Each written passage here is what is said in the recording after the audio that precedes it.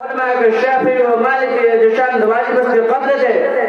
اگر چیکافی نہ گردد واجب است ضرب و حبس و زندہ وقت کے بخشار نماز را شنوندگان محترم از این حدیث پاک معلوم شد اسلام قبول کردن و قلب قدم سانش چنانچه زبان اور زبان فارسی ارج کند شو بغای مسلمان بلند کنم بدان مشکلات لا الہ را اسلام فقط کرنا گفتار نام نیست بلکہ ذات خود کو دارا سپورٹ کردن و ہدایت کردن کہ امر دشوار است بزرگان من نماز نشان محبت خداش نشان بندگی است نشان تواضع است نماز کل کے چشمے پیغمبر آخر زمان است نماز زندگی است عشق مولا است خدا ہمارا وما چیز ہر پیدا کر چیز از خود باوجود نیامدہ ہم انسان را سردار جہاں سا چنانچہ اول خدا از وزلہ باید سنا زیرہ کے پیدا سے مارے ایک مقصد است عام مقصد جانب خدا اشکار کردو شده است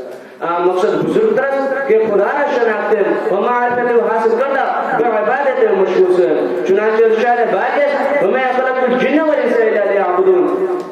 دری دنیا میں آزاد نشتم ہر لمحہ وقت و لمحہ حیات را ببرگاہ خدا حساب دادن است و دری دنیا ہر عملے نے قبر کہ انسان وجود پذیرت جزائے وے دری دنیا اورا میں رسل در سورہ عنکبوت رب العالمین فرمایت کلنا کسنا بذنبہ ہر قوم لا ہلاک کردن بگناہ او بمطابق آیت شاعر در اردو کیا گوید آسمان ٹھٹکے نہ گر جائے یہ زمین بھر گئی گناہوں سے یعنی از گناہانے زمین پرشد بہی وجہ اندیش نکم کہ فلک بد انسان اب کند وہی راہ تباہ کند درکار کے نماز شیخ صلی علیہ رحمہ گوید مکون نماز بارا کس کے ہنچن کرد عمر در سر تحصیل مال کرد و نکورد نماز و شرک ہر دو جمانہ شون